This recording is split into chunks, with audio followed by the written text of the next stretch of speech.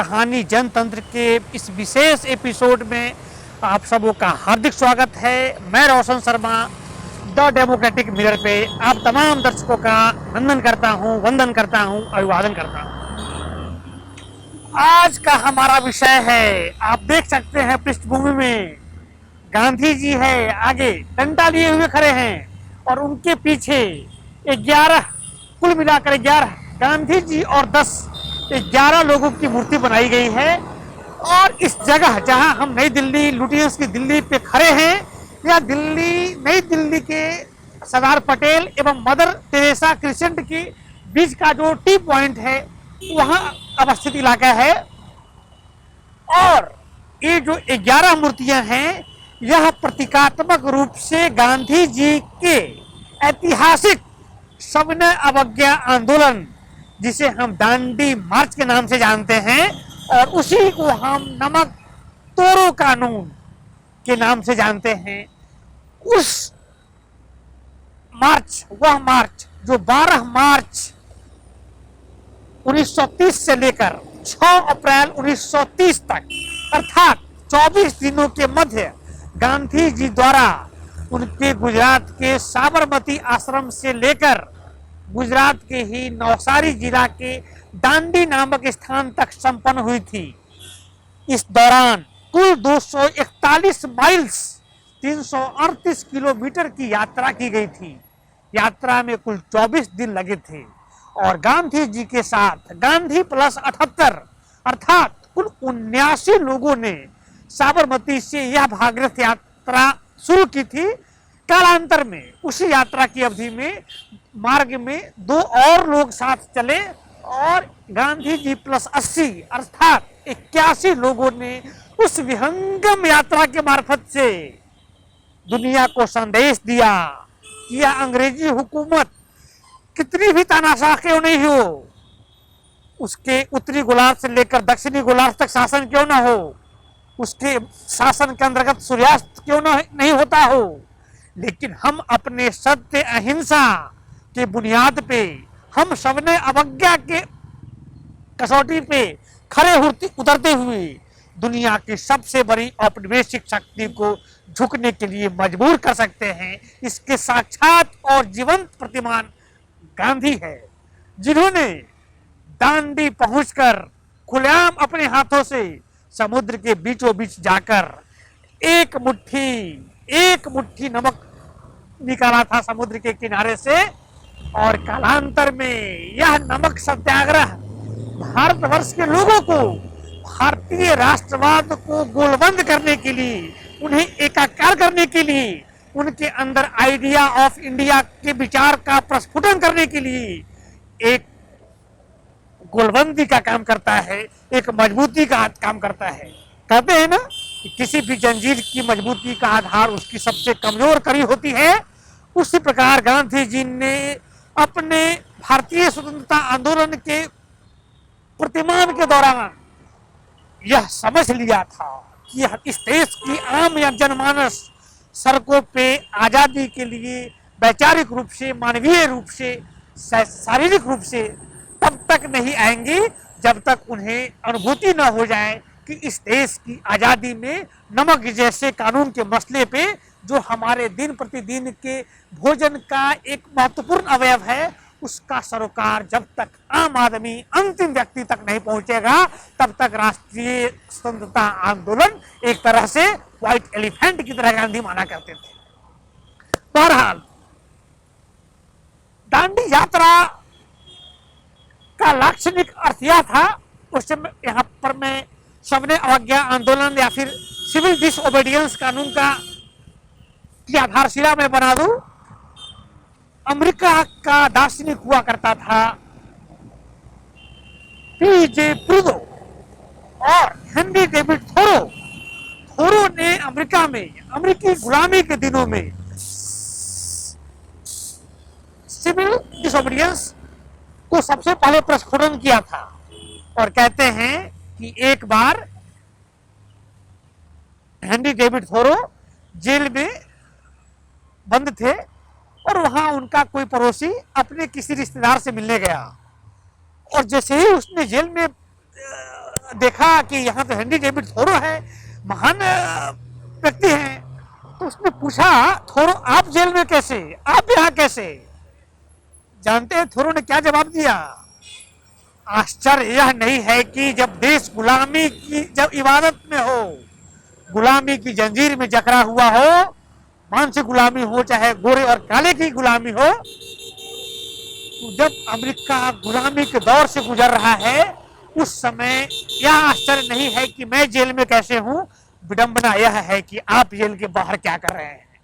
तो गांधी जी ने अपने सबने अवज्ञा आंदोलन के माध्यम से, नमक सत्याग्रह आंदोलन के माध्यम से, यहाँ आप देख सकते हैं इस प्रतिमान में सबसे पहले गांधी है, गांधी की ठीक पचे श्रीमती जी हैं, और उसके पीछे गौर से देखने पे हिंदू, मुस्लिम, सिख, ईसाई, क्रिश्चियन, बुजुर्ग, समाज के हर दृष्टिकोण के लोग बैठे हुए हैं।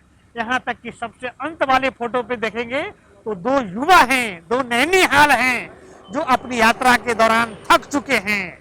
अंतिम व्यक्ति का जो गांधी का कंसेप्ट है, तो वह अंतिम व्यक्ति के आगे खड़ा व्यक्ति अपने शागिर्द को कहता है कि थक के क्यों बैठ गए राही, चलो। अर्थात पंथ भी है, आसमा भी है, फिर न उड़ने की मजबूरी कैसी, लगता है आत्मा में संस्कारों की कील ठोक दी गई है।